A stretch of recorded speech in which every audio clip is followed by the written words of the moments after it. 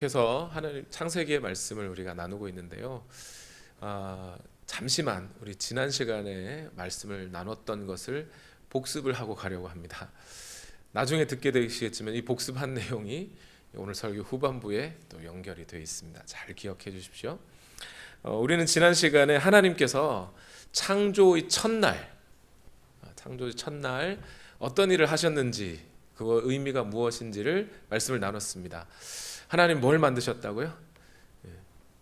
빛을 비추게 하셨습니다. 그리고 그 빛을 어둠과 나누시고 빛을 낮이라고 하고 어둠을 밤이라고 하셨다 그랬죠. 물론 그 당시에는 어떤 물질, 아주 태고적의 어떤 지금의 지구의 모습도 아닌 그런 땅이 혼돈하고 공허하고 흑암 중에 있는 상태였다고 그랬어요. 결국 이 빛을 지으시고 빛과 어둠을 나누신 이것은 결국 뭘 만드신 거죠? 시간과 공간을 지으신 것과 같은 의미가 된다고 말씀을 드렸죠. 결국 이 첫 창조의 하나님의 이 활동은 오늘 새 창조 가운데, 오늘 이 땅을 살아가고 있는 저와 여러분을 하나님의 자녀로 지으시는 그 하나님의 활동의 사건과도 많이 닮아 있다 그랬죠. 하나님 빛을 지으시고 빛을 낮이라 하셨던 이것에 이 빛은 뭘 의미하는 거예요? 예수 그리스도를 의미하는 거였죠. 그래서 예수 그리스도가 우리 삶의 혼돈과 공허와 또 어둠뿐인 우리 삶에 예수 그리스도께서 오실 때 우리가 과연 이때부터 존재라는 것을 하게 되고 존재하는 사람으로서 의미 있는 삶을 살아갈 수 있게 된다 그랬습니다. 그리고 우리는 그 빛을 받은 빛의 자녀로서 예수님께서도 이 세상에 빛으로 오셨듯이 우리도 또한 성경을 보니까 세상의 빛이라 그랬거든요. 예수님이 빛을 비추어 이 세상의 어둠을 드러내심과 같이 자기를 박해하고 폭력을 행사하고 욕하고 배신하는 사람들을 향하여 원수 갚지 않으시고 그대로 그 모든 것을 받아 죽으실 때 결국 그 예수 그리스도를 죽인 자들이 결국 죄인임이 드러났듯이 오늘 빛의 자녀들은 그와 예수님과 닮은 삶을, 오늘 우리를 향하여 박해하고 욕하고 죄 짓는 자들을 향하여 원수 갚지 아니하고 인내하고 사랑으로 견디어낼 때 결국 이 세상이 어둠이라는 것이 드러나게 되는 것이다. 이런 말씀을 드렸습니다. 기억하고 계시죠? 이제 오늘은 두 번째 날 말씀을 나누겠습니다. 두 번째 날과 세 번째 날에 대한 말씀을 좀 같이 합쳐서 나누겠는데요. 먼저 창세기 1장 6절에서 8절까지 말씀 우리 함께 읽겠습니다. 시작. 하나님이 말씀하시기를 물 한가운데 창공이 생겨 물과 물 사이가 갈라져라 하셨다. 하나님이 이처럼 창공을 만드시고서 물을 창공 아래에 있는 물과 창공 위에 있는 물로 나누시니 그대로 되었다. 하나님이 창공을 하늘이라고 하셨다. 저녁이 되고 아침이 되니 이튿날이 지났다. 아멘. 자, 첫날은 빛을 비추게 하셨고 둘째 날은 뭘 만드셨다고요? 창공을 만드셨다 이랬어요. 창공. 우리가 읽은 새번역 성경은 매우 잘 번역해 줬습니다. 끝까지 창공이라고 번역해 줬는데 옛날에 개역개정 성경에는 이 창공이라는 단어가 뭐로 돼 있었는지 기억하시나요 혹시? 옛날에는 궁창이라 그랬습니다. 궁창. 궁창을 지으시고 궁창 위의 물과 궁창 아래의 물로 나누셨다 이랬어요. 창공을 지으시고 이러니까 이제 창공, 하늘, 스카이, 그죠? 뭔지 알 것 같아요. 근데 옛날에는 궁창 이래 버리니까 궁창이 이게 뭔지를 잘 모르겠는 거예요. 이 궁창이 과학적으로 뭔지는 잘 모르겠는데 유대인들은 이런 생각을 했던 것 같습니다. 히브리어로는 라키아라고 발음하는 건데요. 궁창. 욥기 37장 18절 말씀에 보면 이런 말씀이 있어요. 같이 한번 읽어보겠습니다. 시작. 어른께서 같이 읽겠습니다. 시작. 어른께서 하나님을 도와서 하늘을 펴실 수 있습니까? 하늘을 번쩍이는 놋거울처럼 만드실 수 있습니까? 이렇게 했어요. 여기 놋거울에 해당하는 이 맞먹는 단어가 궁창, 라키아였어요. 또 이사야서 40장 22절 말씀에 이런 말씀이 또 있습니다. 시작. 땅 위에 저 푸른 하늘에 계신 분께서 세상을 만드셨다. 땅에 사는 사람들은 하나님 보시기에는 메뚜기와 같을 뿐이다. 그는 하늘을 마치 엷은 휘장처럼 펴셔서 사람이 사는 장막처럼 쳐놓으셨다. 이렇게 얘기해요. 그러니까 히브리 사람들은 정확하게 말하면요, 라키아와 쉐하킴을 나눕니다. 그러니까 라키아는 이렇게 엷은 막처럼 저 하늘에 펼쳐져 있는 마치 유리 같은, 지금으로 말하면 오존층이라고 해야 될까요? 그렇게 얇은 막으로 펼쳐져서 쫙 펼쳐져 있는 것을 궁창이라고 하고, 그 궁창 아래로 쫙 펼쳐진 익스펜드된 그런 공간을 창공, 하늘로 나누고 있어요. 사실은요, 엄밀하게는. 근데 뭐 그걸 뭐라고 하든지 간에 어쨌든 궁창, 이것을 창공, 하늘로 이해해도 괜찮습니다. 왜냐하면 8절에 보니까 뭐라고 그래요? 창공을 뭐라고 부르셨다? 하늘이라고 부르셨다, 이러는 것 같아요. 그러니까 결국 이 창공, 이게 대기권, 우리가 보고 있는 대기권을 궁창으로 이해해도 크게 잘못될 것은 없는 것 같습니다. 그러니까 정확하게 둘째 날 하나님이 하셨던 일들을 좀 묘사해 보면 어떨까요? 어떤 거냐면, 이제 하나님이 첫째 날이 지나고 둘째 날 아침이 됐을 때 이 땅은 어떤 상태요?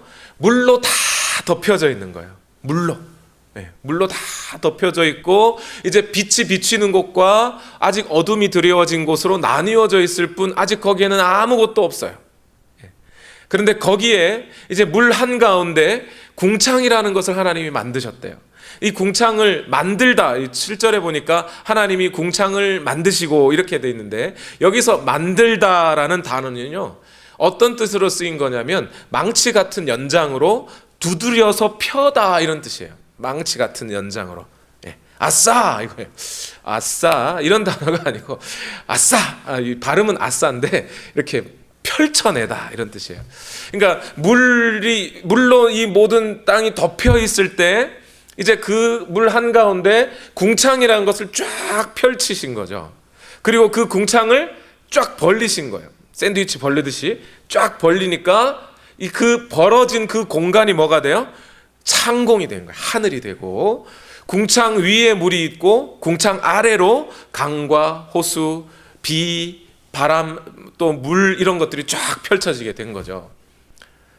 목사님, 그럼 궁창 위의 물은 뭔가요? 모르겠어요, 저도. 뭐 어떻게 된지 모르겠어요. 노아 홍수 때 그 궁창 위에 물이 쏟아졌다고 하는데 그게 어떤 물인지 잘 모르겠고, 아무튼 정확한 건 잘 모르지만 아무튼 하나님이 그런 방식으로 지금 만드셨다는 거예요. 그러면 생각을 가만히 한번 해보죠. 궁창은 결국 허공이라는 거잖아요.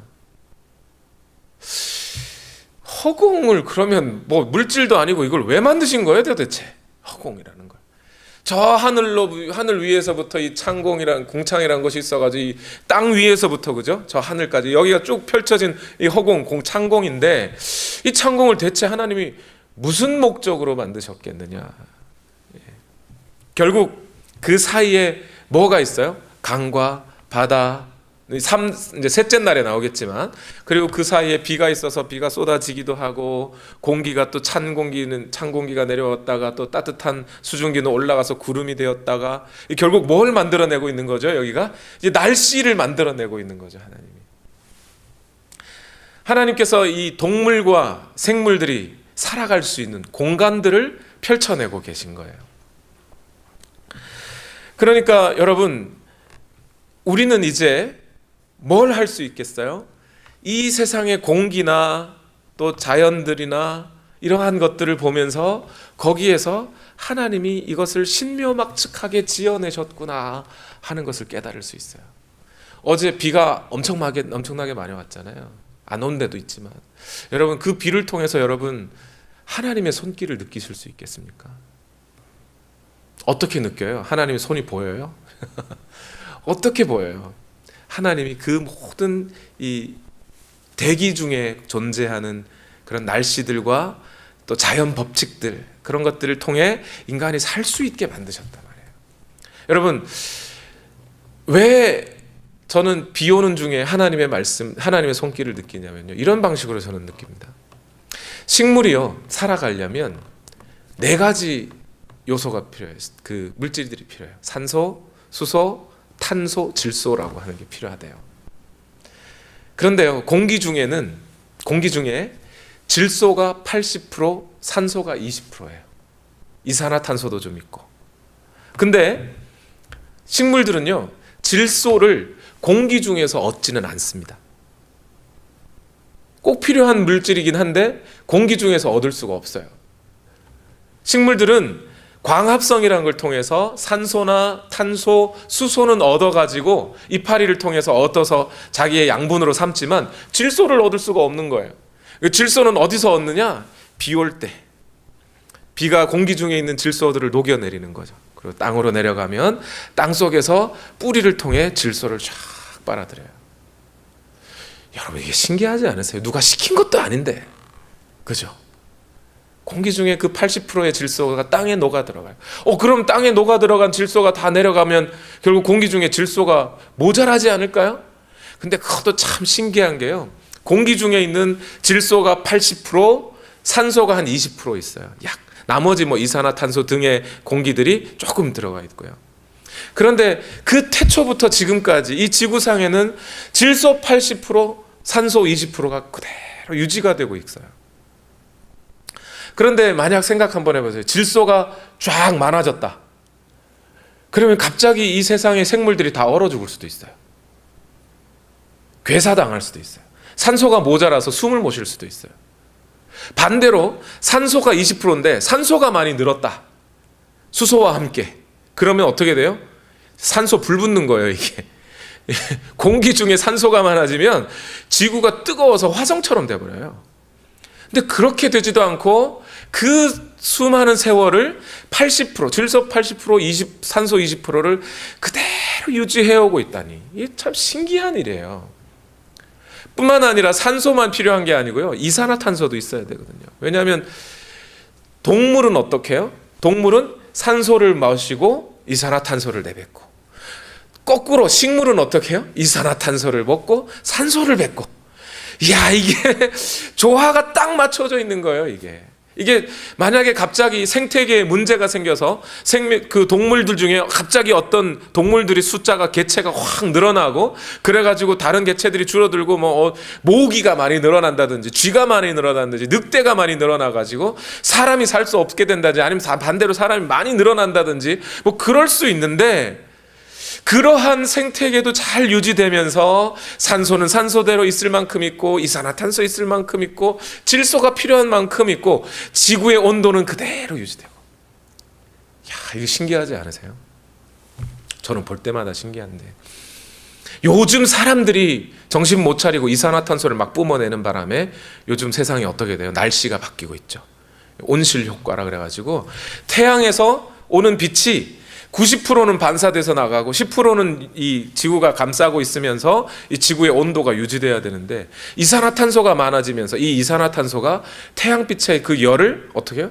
각 붙잡고 있어요. 그러니까 지구 온난화라는 게 생긴 거예요. 지구가 따뜻해져 가요. 그러니까 텍사스에도 옛날에는 비도 잘 안 오다가 갑자기 8월 달에 태풍도 오고 말이죠. 지금 한국은 40도 넘는 더위가 되기도 했다가 지금 이런 날씨가 막 생기기 시작한 거죠. 사람이 그렇게 흐트러버리지만 않으면 하나님께서는 그 지구의 날씨들을 적절하게 동물과 사람들이 살아낼 수 있도록 잘 만들어 가신다는 거예요. 그래서 바깥에 있는 것들을 바깥에 나가서 여러분 하늘과 땅을 한번 보고 거기서 하나님의 손길을 한번 느껴보세요. 그러면 속 썩이던 사람들, 골치 아픈 일들 좀 잊어버리고 그런 것만 묵상하지 말고 TV 드라마 보면서 저 나쁜 놈 저거 죽어야 되는데 이러지만 마시고 하늘과 땅을 보면서 거기서 하나님을 좀 경험해 보시라는 거예요. 그럴 때 우리의 이 생각과 몸이 이렇게 리프레시 되는 거죠. 하나님이 그렇게 잘 살 수 있게 지으셨다는 겁니다. 셋째 날은 어떤 일들이 있었을까요? 창세기 1장 9절에서 13절 말씀 다 같이 한번 읽어보겠습니다. 시작. 하나님이 말씀하시기를 하늘 아래에 있는 물은 한 곳으로 모이고 뭇은 드러나거라 하시니 그대로 되었다. 하나님이 뭇을 땅이라고 하시고 모인 물을 바다라고 하셨다. 하나님 보시기에 좋았다. 하나님이 말씀하시기를 땅은 푸른 우물 돋아나게 하여라. 씨를 맺는 식물과 씨 맺는 열매를 맺는 나무가 그 종류대로 땅 위에서 돋아나게 하여라 하시니 그대로 되었다. 땅은 푸른 우물 돋아나게 하고 씨를 맺는 식물을 그 종류대로 나게 하고 씨 있는 열매를 맺는 나무를 그 종류대로 돋아나게 하였다. 하나님 보시기에 좋았다. 저녁이 되고 아침이 되니 사흔날이 지났다. 아멘. 셋째 날은 이제 뭐 만드셨다는 거예요? 이제 궁창을 쫙 펼치시고 궁창 위의 물과 아래의 물로 나누신 후에 이제 셋째 날에는 궁창 아래에 있는 물을 한쪽으로 모시고, 한쪽으로 모인 그 물들은 뭐가 되고요? 바다가 되고, 이렇게 물이 빠져나와서 육지가 드러난 그곳은 땅이 되고, 결국 하나님은 이 둘째 날, 셋째 날 합쳐서 뭘 만든 거예요? 하늘과 땅과 바다를 지으신 거예요. 놀랍지 않으세요? 바다 물이 땅을 넘어오지 않아요. 원래는 이 바다가 이 지구를 다 덮었던 곳이었는데 바다가 땅으로 안 넘어와요. 넘어올 때는 어떻게 넘어와요? 쓰나미가 돼서 왔다가 다시 돌아가요. 참 신기한 거죠. 네. 그런데 저는 오늘 이 셋째 날의 기록에서 특징적인 것 세 가지가 보여요. 다른 하나님이 천지 창조한 첫날부터 여섯째 날까지의 일들 중에서 오늘 셋째 날 특징적으로 있는 일들이 좀 있어요. 첫 번째 특징은 뭐냐면 첫날, 둘째 날 하나님이 한번 하루에 일할 때 몇 가지 일을 하셔요. 하나씩 하셨어요. 하나씩. 빛을 비추게 하시고, 그 빛을 비추시니까 그게 어둠과 빛이 갈라진 거잖아요. 그죠? 둘째 날에는 궁창을 만드시고, 궁창을, 물 사이에 궁창을 쫙 펼치니까 이게 어떻게 돼요? 궁창 위의 물과 아래 물로 나뉘어지게 된 거잖아요. 그러면 셋째 날은요, 물을 한쪽으로 모으시고 땅을 드러나게 하시고로 끝나면 되는데 하나를 더 하셨어요. 이날은 하나님이 야근하신 날이에요. 오버타임 하신 날이에요. 뭘 하셨어요? 땅에서 채소와 나무들이 올라오게 하셨다. 두 가지 일을 하셨어요. 이날은. 그런데 요걸 가만히 들여다보니까 짝이 맞아요. 창세기 첫날하고 넷째 날 짝이 맞아요. 둘째 날과 다섯째 날 짝이 맞아요. 셋째 날과 여섯째 날 짝이 맞아요. 그러니까 셋째 날도 두 가지 일, 오버타임을 하셨으면 여섯째 날도 오버타임을 하시겠네요. 그죠? 예, 그래서 여섯째 날에는 어떻게 하냐면 땅에다가 동물들을 쫙 만들고 사람을 만드셨어요. 그것만 한 게 아니라 셋째 날 우미 돋아나게 하셨던 그 채소와 나무들의 열매를 먹게 하셨어요. 두 가지 오버타임을 하셨어요. 그래서 이 셋째 날은 좀 독특한 날이구나 보입니다. 또 독특한 것, 특징적인 것이 한 가지 더 보이는데 두 번째 특징은 뭐냐면 하나님은 지금까지 어떤 자기의 뜻대로 뭔가를 만들어내실 때 말씀으로 만들어내셨어요. 빛이 비춰라. 궁창이 생겨나라. 그러면 궁창이 쫙 만들어지고. 근데 세 번째 날은요. 땅과 바다가 갈라져라 해서 갈라졌어요. 그 다음에는 뭐라고 하셨냐면 하나님이 땅에게 말씀하셔요. 땅에게 말씀하셔서 땅은 이제 거기서 채소와 열매 맺는 나무들을 내어라 하고 땅에게 명령을 하시는 거예요. 그러니까 땅이 채소와 나무 맺는 열매를 내었다 이렇게 말하고 있죠. 이건 무슨 뜻이냐면 마치 땅을 살아있는 생명처럼 하나님이 대하고 계신다는 거예요.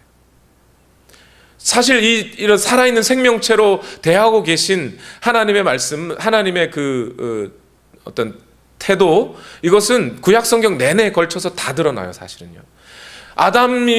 가인과 아벨의 이 사건에서 가인이 아벨을 쳐 죽이죠. 그러니까 하나님이 뭐라 그래요? 땅이 아벨의 피 소리를 듣고 내게 고했다 이렇게 얘기하시죠. 예. 그런 얘기들이 많이 있어요. 뭐 그 외에도 땅아 내 소리를 들어라. 파도야 바다야 내 말 좀 들어다오 하는 구절들 예언서에도 기록이 돼 있죠.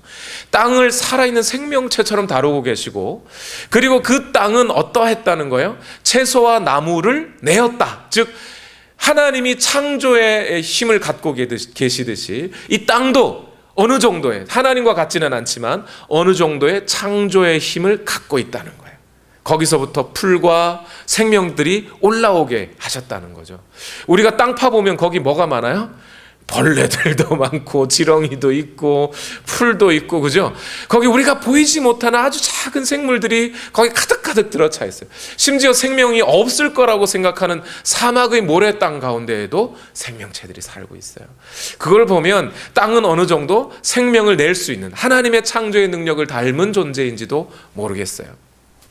이 땅과 관련해서 제가 한 가지 여러분께 꼭 드리고 싶은 말씀이 한 가지가 있는데, 여러분, 제가 한 번은 수필을 읽은 적이 있는데, 수필 중에 민들레라는 수필이 있어요. 내용은 아주 간단합니다. 한 고등학생이 자기의 인생을 비관해서 자살을 하려고 학교 옥상으로 올라갑니다. 그래서 옥상에서 뛰어내리려고 이제 옥상 난간 근처로 가는데 문득 자신의 눈이 옆에 있는 한 시멘트 바닥으로 향하는 거예요.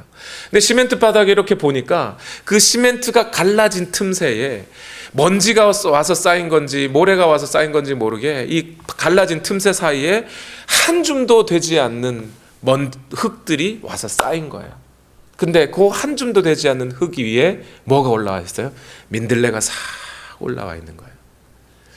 그걸 보면서 이 고등학생이, 아니 저 한 줌도 되지 않는 흙에 거기에 생명력이 있어서 저 풀을 내었구나. 저 민들레도 그 생명을 가지고 버텨서 바람이 불 때마다 흔들리고, 그럼에도 불구하고 그 연약한 생명을 유지하고 살아가려고 발버둥 치고 있다면 나도 이러면 안 되는데 하고 마음을 돌이키고 옥상에서 내려왔다는 얘기예요. 여러분, 한 고등학생이, 그것도 하나님을 아는 건지 모르는 건지도 잘 모르는 학생이 한 줌도 되지 않는 흙에서 생명력을 발견할 수 있었다면 말이에요.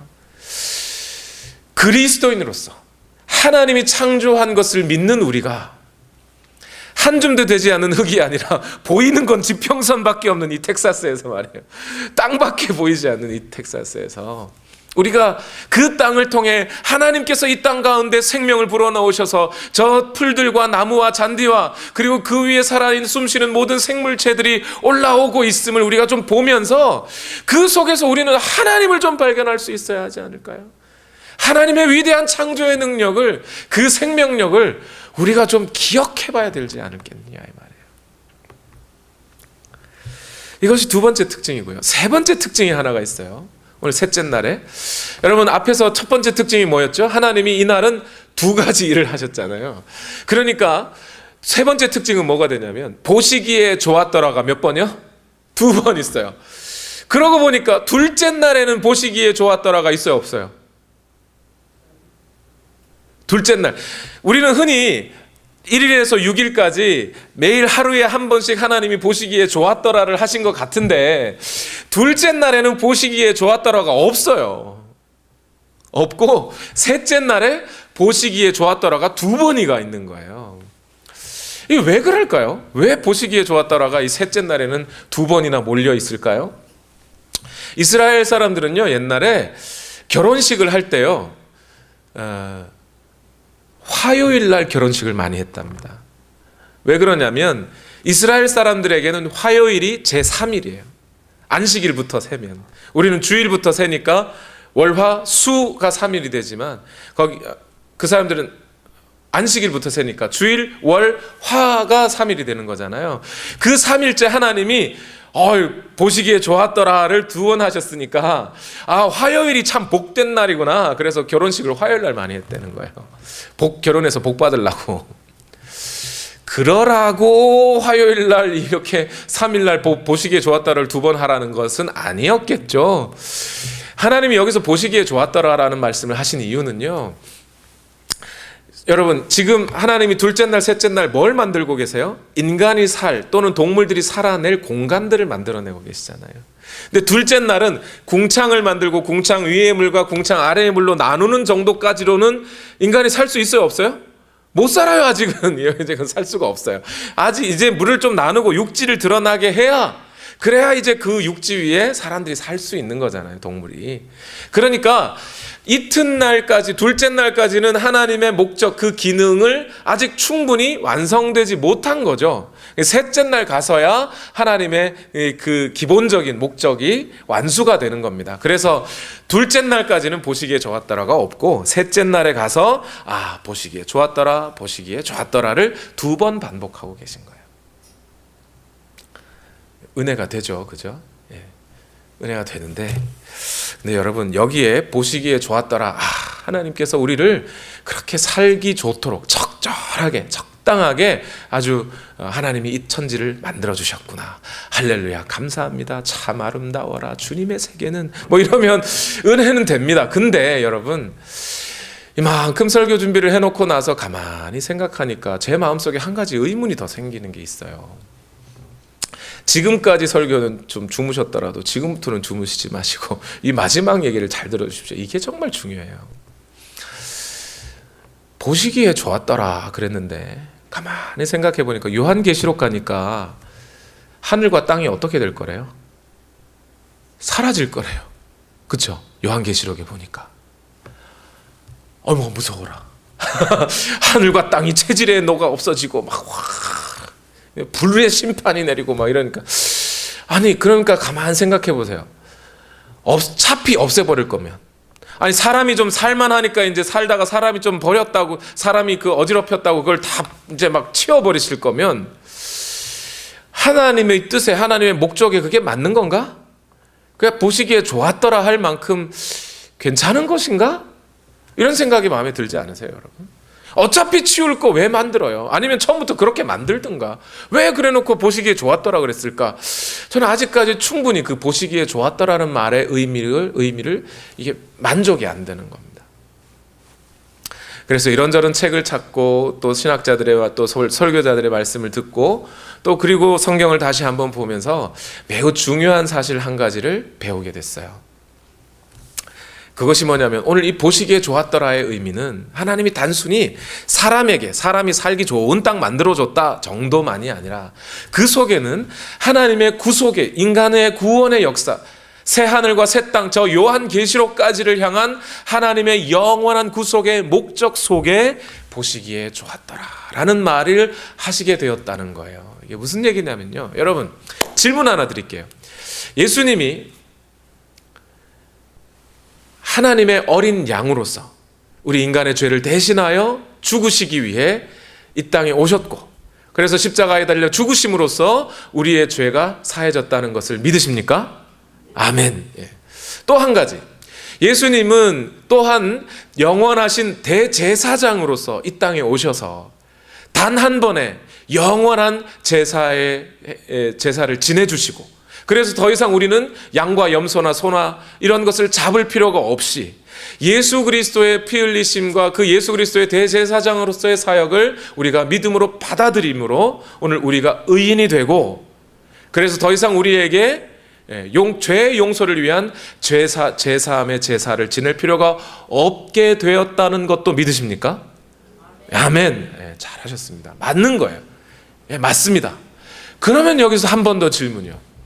예수님이 어린 양으로 오셨고 또 예수님이 대제사장으로서 오셨다면 예수님은 십자가에 달려 죽으실 때 어디서 달려 죽으셔야 돼요? 옛날 이스라엘 사람들은 어린 양을 어디서 잡았어요? 성전에 끌고 가서 잡았어요. 대제사장들이 어디서 제사를 지냈어요? 성전에서 제사 지냈어요. 그럼 예수님은 성전에서 죽으셔야죠. 근데 예수님 성전에서 죽으셨나요? 아니죠. 골고다라는 언덕에서 죽으셨어요. 그냥 사람들이 지나가다 보면 십자가에 있는 예수님 이렇게 할 정도로 그냥 한적한 그냥 들판이에요, 거기. 그런 들판에 십자가에 달려 죽으신 거예요. 성전도 아니고, 아니 성전 옆에 있는데 성전도 아니라 거기도 못 가시고 들판에서 죽었어요. 왜 그러셨을까요?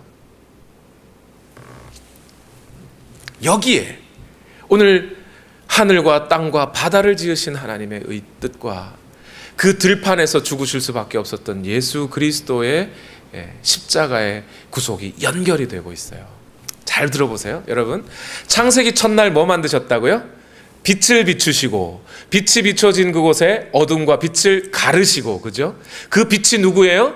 바로 예수 그리스도라는 빛이다 그랬어요. 둘째 날 뭐 만드셨어요? 궁창을 만드시되, 궁창을 어떻게 만드셨다고요? 망치와 연장 같은 걸로 두들겨서 펼쳐서 만드셨다, 그죠? 예, 그 궁창이 이렇게 반구처럼 생겼단 말이에요. 그 사람들 생각으로는. 그 궁창을 만드시고, 궁창 위의 물과 궁창 아래의 물로 나누시고, 그 물을 다시 어떻게 해요? 갈라서 육지가 드러나게 하셨다. 이거 기억하고 계셔 보세요. 그 다음에 두 번째로, 하나님이 이스라엘 백성들을 애굽에서 불러내실 때 어떻게 불러내셨어요? 그 흑암뿐인 곳, 어둠뿐인 그 애굽에서 한 줄기 빛이 비춰지고 생명이 비춰져서 어린 양, 예수 그리스도를 상징하는 그 어린 양, 그 양의 피를 잡아 문설주에 바른 사람들의 집에는 죽음이 넘어가고 어둠이 넘어가 버리고, 그들이 그 어둠에서 분리되어 나와, 이스라엘 백성들이, 그죠? 어둠과 빛이 분리됨으로써 이스라엘 백성들은 유월절을 맞아서 애굽으로 나온 거예요. 그렇죠? 그 어린 양이 누구를요? 예수 그리스도를 상징하죠. 그런데 그 애굽에서 나온 이스라엘 백성들은 어디로 가요, 이제? 이제 광야로 쫙 가요? 분명히 사실 지도를 보면요, 육지로 다 붙어 있어요. 근데 굳이 하나님은 육지를 통해서 오게 하지 않으시고 뭘 건너게 하셔요? 홍해를 건너게 하셔요. 근데 그 홍해를 건널 때 홍해를 어떻게 가르셨어요? 하나님이 동풍을 불게 하시고, 바다 가운데 동풍이 쫙 불어오게 하시니 그 바람에 따라 바다가 갈라지고, 어디서 뭔가 많이 본 것 같아요. 바다가 갈라지고 그 바다가 벽을 이루어 그 바다 아래 땅이 드러나게 하시고 땅 위를 마른 땅처럼 걷게 하셨다. 뭐 비슷하죠, 지금, 그죠? 예. 나중에 바울은 고린도전서에서 뭐라 그러죠? 모두 다 이스라엘 백성, 우리 조상들이 모세와 함께 하늘 구름과 바다 가운데 침례를 받게 하셨다, 이런 표현을 써요. 자, 여기까지 하고 그 다음으로 또 넘어가 볼까요? 여러분, 성막이라는 게 있습니다. 이스라엘 백성들이 성막이라는 걸 들고 다녀요. 그러면서 거기서 하나님의 임재를 경험하는 곳이에요. 성막의 문을 열고 딱 들어가면 제일 먼저 만나는 게 뭔가요? 성막 제일 앞에 번제단이 있어요. 번제단. 이 번제단은 뭐냐면, 그 번제단까지 자기가 죄 지은 죄인이 양을 끌고 와서 그 양을 거기다 놓고, 내가 죽어야 할 대신 이 양이 죽습니다 하면서 직접 배를 가르고 각을 뜨고 피를 흘리고 하는 것이에요. 그 어린 양이 누구를 상징해요? 예수 그리스도. 그 예수 그리스도의 어린 양, 그 번제단을 지나면 뭐가 있어요? 물두멍이 있어요. 물두멍이 뭐같이 생겼어요? 궁창같이 생겼어요. 이렇게 반구로. 그 물두멍을 뭘로 만들어요? 노수로 만드는데 망치로 두드려 펴서 만들려고 합니다. 그리고 그 물두멍에는 물이 가득 담겨 있고, 제사를 지내는 제사장은 이 희생 제물을 가지고 이 물두멍에 물을 뒤집어 써서 자기를 청결하게 씻고 그 제사 제물을 가지고 성소로 들어가는 거예요. 하나님이 계신 곳. 지금 머릿속에 뭔가 팍 지나가지 않으세요? 졸리세요? 지금 제가 여러분에게 말씀드리고자 하는 게 뭘까요? 이 창세기에 하나님이 천지를 지으신 것은 또한 무엇을 보여주고 있어요? 하나님이 이스라엘 백성들을 어떤 방식으로 구원해서 하나님 나라의 백성으로 삼으실 것인지를 보여주고 계시고, 또한 그 이스라엘 백성들에게 성막을 지으라고 하신 하나님은 그 성막의 구조를 통해 장차 예수 그리스도가 어떻게 돌아가실 것인지를 보여주고 계신 것이죠. 예수 그리스도가 어떤 방식으로 새 창조를 이루어내실 것인지를 보여주고 계시고, 새 창조의 예수 그리스도는 이제 어떻게 마지막 날에 하나님 나라의 백성들을, 교회를 일으키시겠어요? 예수 그리스도는 이제 십자가에 달려 죽으시고 본인이 직접 제물이 되셔서 죽으시며 예수님이 그런 말씀을 또 하셨죠. 내가 주는 물을 마시는 자는 영원히 목마르지 아니하리라. 이 내가 주는 물을 마시는 자는 그 배에서 생수가 강같이 흘러나올 것이다. 이것은 무엇을 두고 하신 말씀이요? 성령을 두고 하신 말씀이다. 주 예수 그리스도의 보혈의 거듭남의 은혜와 또한 그 성령께서 우리를 씻으시고 살리시는 그 생명력이 하나님의 백성들 가운데 주어질 때 하나님의 나라의 백성들이 일어나게 되는 것이에요. 새 창조가 일어나는 거라 이 말이에요. 그래서 예수님은 죽으실 때 성전 안에서 죽는 게 아니에요. 이 하늘과 땅과 바다는 바로 예수 그리스도께서 죽어주실 제단으로서의 목적을 감당하는 것이죠. 물두멍같이 만들어진 그 궁창에 어린 양으로 오신 그 예수 그리스도가 번제단 위에 죽듯이 이 땅 위에서 죽어가셔야 하는 거예요. 그래서 예수 그리스도의 보혈은 단지 그냥 성전 안에서 흘리고 말 것이 아니라 이 온 세상을 향하여 그 변함없이 영원하신 보혈을 흘려주셔야 했던 거죠. 하나님이 지금 보시기에 좋았더라라고 하는 것은 단순히 사람이 살기에 적당히 살아낼 수 있는 정도의 보시기에 좋았더라가 아니라 바로 그 자리에서 하나님의 어린 양이신 하나님의 아들이신 예수 그리스도께서 영혼들을 위하여, 이 땅의 사람들을 위하여, 세상을 향하여 자기의 피를 쏟으실 자리로서 지금 하나님이 이 땅을 만들어가고 계신 거예요. 그런 의미에서 하나님의 목적, 그 구속의 목적에 따라 보시기에 좋았더라라고 말씀을 하시고 계신 거죠. 그래서 정확하게 알 수는 없지만 예수님이 십자가에 달려 돌아가시던 바로 그 순간에 뭐가 찢어져요? 성소에, 지성소와 성소를 구분하고 있던 휘장이 찢어져 버리는 거예요. 왜요? 더 이상 성막 가운데 그런 성소에서의 제사는 의미가 없어지는 거예요. 진짜 참 예수 그리스도, 과연 하나님께서 천지창조를 하시고 그 하늘과 땅을 통하여 예수 그리스도의 피가 쏟아질 그 땅을 지으신 하나님이 예수 그리스도가 이 땅에 오셨으니 이제 더 이상 성막은 필요가 없는 거예요. 지성소와 성소를 나눌 필요가 없이 휘장이 찢어져 버리는 겁니다. 휘장이 찢어지니까 이제 지성소와 성소를 나눴던 것도 찢어지고 다시 그 성소가 이제 모든 땅이 하나님의 성전이 되어버리는 것이고요. 그 모든 땅이 하나님의 성전임과 동시에 그 땅에 살고 있는 저와 여러분, 예수 그리스도의 생명이 있는 저와 여러분만이 과연 성전이 되어가는 거예요. 그래서 누가복음 23장 44절에서 45절 말씀에 이렇게 말씀하고 계시죠. 다 같이 읽어봅시다. 시작. 어느덧 낮 12시쯤 되었는데 어둠이 온 땅을 덮어서 오후 3시까지 계속되었다. 해는 빛을 잃고 성전의 휘장은 한가운데가 찢어졌다. 더 이상 성전이 필요 없는 거예요. 더 이상 성소의 휘장을 가질 필요가 없어요. 하나님의 나라가, 하늘나라가 이제 이 땅 가운데 그 경계를 허물고 임하기 시작했기 때문에 더 이상 그 본체이신 하나님의 나라가 예수 그리스도의 그 생명과 함께 오기 시작했는데 더 이상 성전이 필요하지 않지요. 성전에 가서 그 쉐카이나 불꽃을 봐야만 하나님을 보는 게 아닌 거예요. 이제 어딜 가나 예수 그리스도의 피가 뿌려진 모든 땅, 모든 하늘과 모든 바다 위에서 우리는 예수 그리스도를 통해 하나님의 나라를 경험하고 하나님의 생명을 경험할 수 있게 되는 거예요. 그 위대한 역사가 십자가 위에서 이루어졌다는 거죠.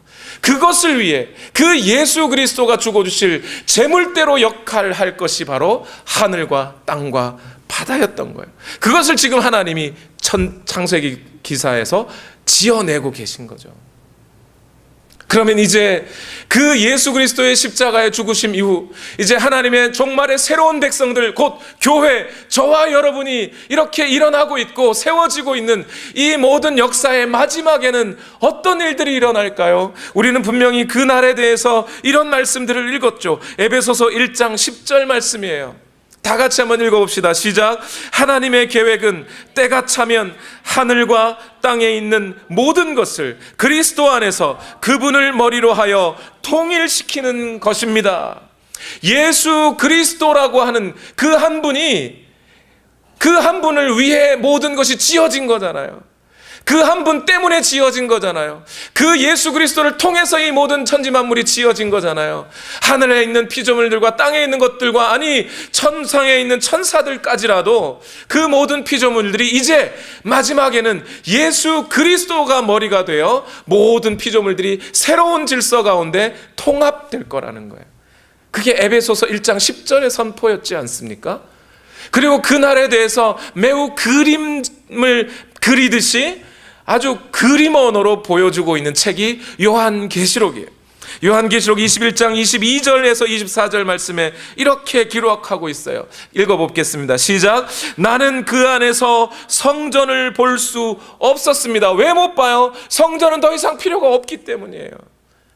이미 예수 그리스도의 십자가를 통해 성전은 이미 그 해야 할 목적을 다 했어요. 성전만 없어지는 게 아니에요. 계속 읽어봅시다. 시작. 그것은 전능하신 주 하나님과 어린 양이 그 도성의 성전이시기 때문입니다. 그 도성에는 뭐가 필요 없어요? 해나 달이 빛을 비출 필요가 없어요.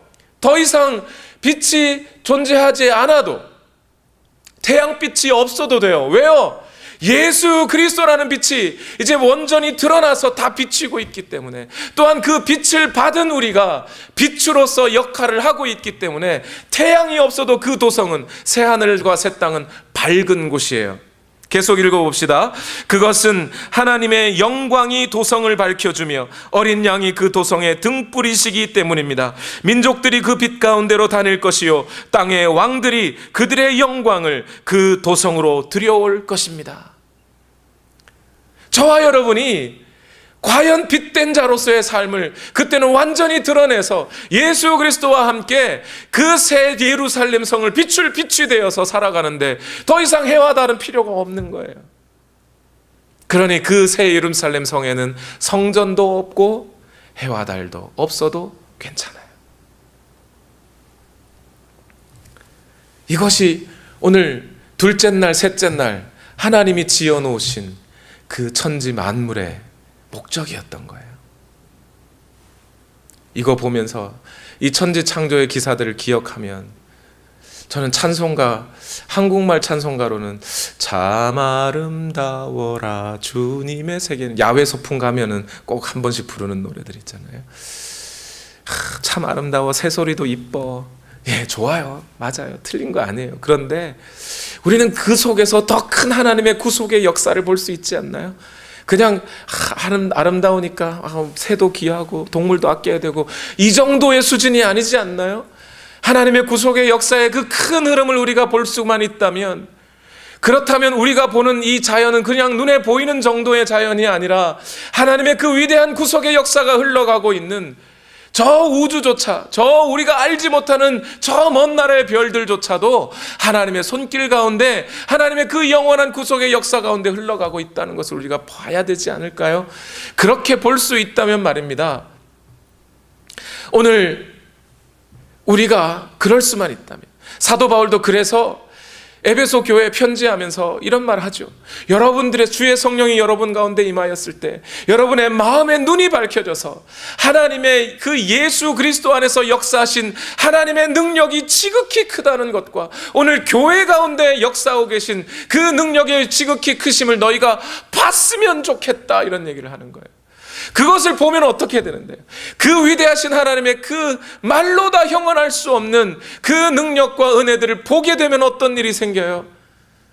지금 나를 힘들게 하는 것, 나를 고생시키는 것, 나를 욕하는 사람들, 나의 이 짧은 운명 때문에 70년 80년 살아갈 이 세상의 삶 때문에 고민하고 힘들어하고 지쳐하고 그러지 않게 되지 않겠나요? 그래, 이것도 다 지나갈 거야. 그 하나님의 그 영원하신 시간 앞에 이건 잠시 왔다가 사라지는 안개도 되지 않는 것 아닌가? 그 하나님의 그 위대하신 능력 앞에 나의 작은 질병, 물론 나았게 해주시면 감사하지만 안 나아도 어떠하겠나? 이 세상의 욕심이나 이 세상에 대한 미련이나 이러한 것들이 사라지지 않습니까?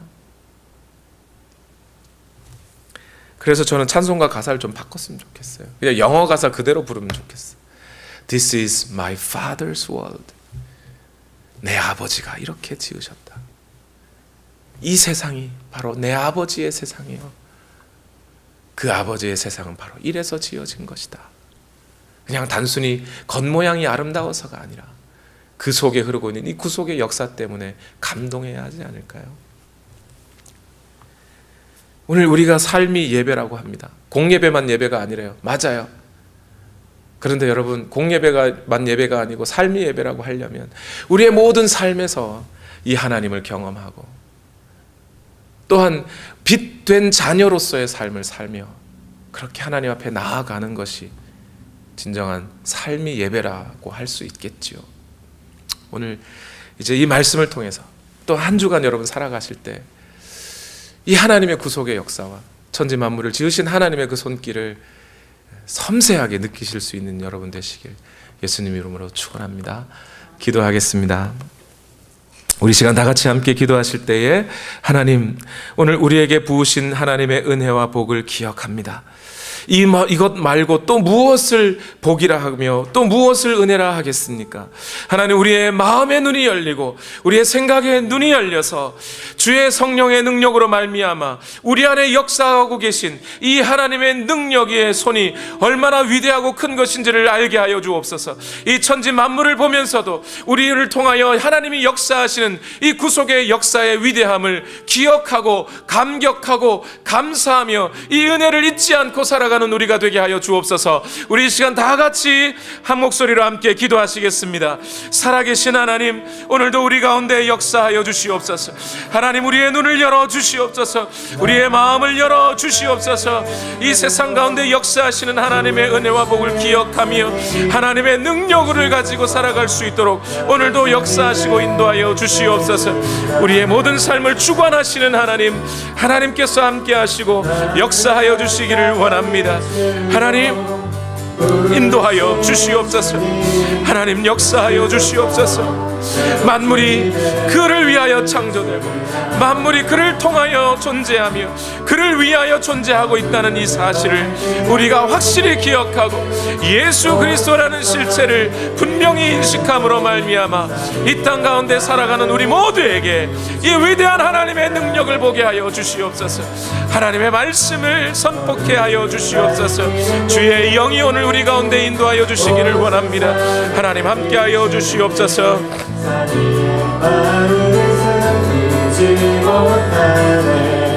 나를 세상의 빛으로 부르신 주님, 나를 세상의 빛으로 부르신 주님, 비추소서. 나도 주님의 빛을 비추리라. 나를 세상의 빛으로 부르신 주님, 나를 세상의 빛으로 부르신 주님, 비추소서. 나도 주님의 빛을 비추리라. 어둠을 밝히는 빛, 온 세상을 비추는 빛, 산 위에 마을이 숨기지 못하네. 어둠을